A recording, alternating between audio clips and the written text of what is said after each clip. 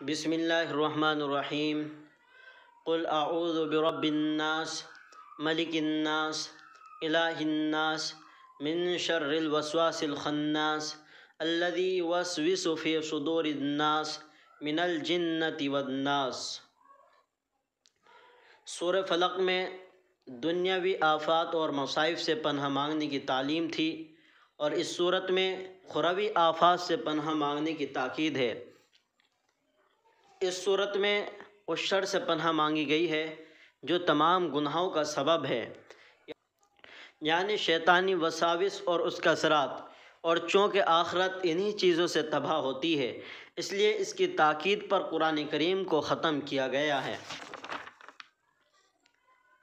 اللہ تعالیٰ نے اس صورت میں انسان کو اس کی تلقین فرمائی کہ وہ اللہ تعالیٰ کی یہ تین صفت رب، ملک، الہ ذکر کر کے اس سے شیطانی وساوس اور وساوس سے پناہ مانگنا چاہیے، کیونکہ ہر انسان کے ساتھ ایک ساتھی شیطان لگا ہوا ہے جو ہر قدم پر اس کوشش میں لگا رہتا ہے کہ انسان کو تباہ و برباد کر دے۔ اول تو اس کو گناہ کی رغبت دیتا ہے اور طرح طرح سے انسان کو بہلا کر گناہوں کی طرف لے جاتا ہے۔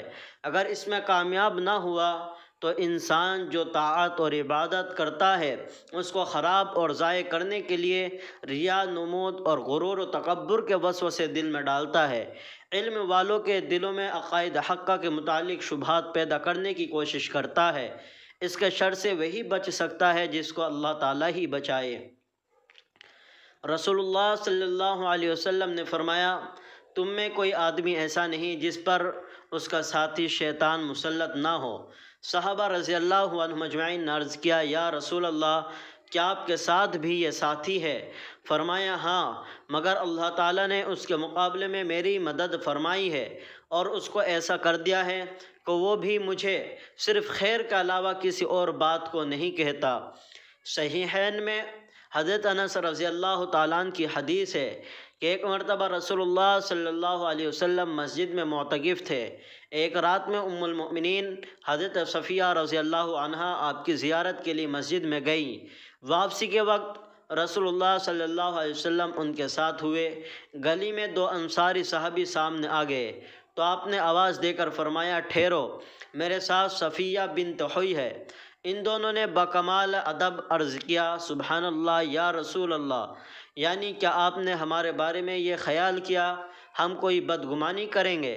رسول اللہ صلی اللہ علیہ وسلم نے فرمایا کہ بے شک، کیونکہ شیطان انسان کے خون کے ساتھ اس کی رگ و وپے میں اثر انداز ہوتا ہے۔ مجھے یہ خطرہ ہوا کہیں شیطان تمہارے دلوں میں کوئی وسوسہ، بدگمانی پیدا نہ کر دے، اس لیے میں نے بتلا دیا کوئی غیر عورت میرے ساتھ نہیں۔ جیسا کہ خود برے کاموں سے بچنا انسان کے لیے ضروری ہے، اسی طرح مسلمانوں کو اپنے بارے میں بدگمانی کا موقع دینا بھی درست نہیں ہے۔ ایسے موقعوں سے بچنا چاہیے جس سے لوگوں کو دلوں میں بدگمانی پیدا ہوتی ہے۔ کوئی ایسا موقع آ بھی جائے تو بات واضح کر کے تہمت کے موقع کو ختم کر دینا چاہیے۔ خلاصہ یہ ہے، اس حدیث نے شیطانی وسوسے کا بڑا خطرناک ہونا ثابت کیا ہے جس سے بچنا آسان نہیں ہے، صرف خدا ہی بچا سکتا ہے۔ یہاں جس وسوسے سے ڈرایا گیا ہے اس سے مراد وہ خیال ہے جس میں انسان با اختیار خود مشغول ہو، یعنی انسان خود ہی ان وسوسوں میں دلچسپی لیتا ہو۔ اگر انسان کا اس طرف کچھ رجحان نہ ہو، غیر اختیاری وسوسہ اور خیال جو دل میں آیا اور گزر گیا، وہ کچھ نقصان دہ نہیں ہے، نہ اس پر کوئی گناہ ہے۔ تو سورہ فلق میں اللہ تعالیٰ جس کی پناہ مانگی گئی ہے اس کی صرف ایک صفت پر اکتفا کیا گیا ہے۔ قرآن کریم کو حق تعالی شانہ نے سورہ فاتحہ سے شروع فرمایا، جس کا خلاصہ اللہ تعالیٰ کی حمد و ثنا کے بعد اس کی مدد حاصل کرنا اور اس سے صراط مستقیم کی توفیق مانگنا ہے۔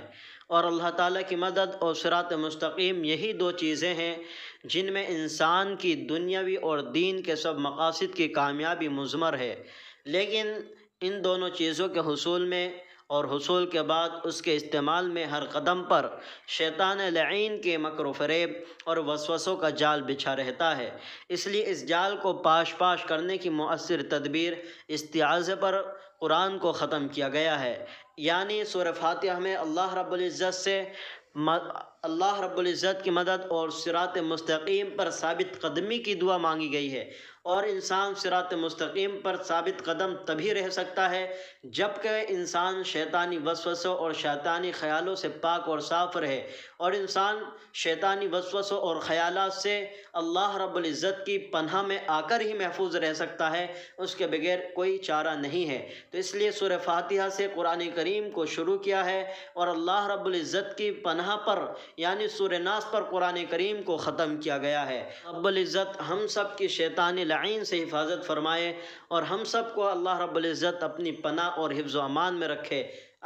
تو فرمایا قل اعوذ برب الناس ملک الناس الہ الناس، آپ کہیں میں لوگوں کے مالک، لوگوں کے بادشاہ اور لوگوں کے معبود کی پناہ لیتا ہوں۔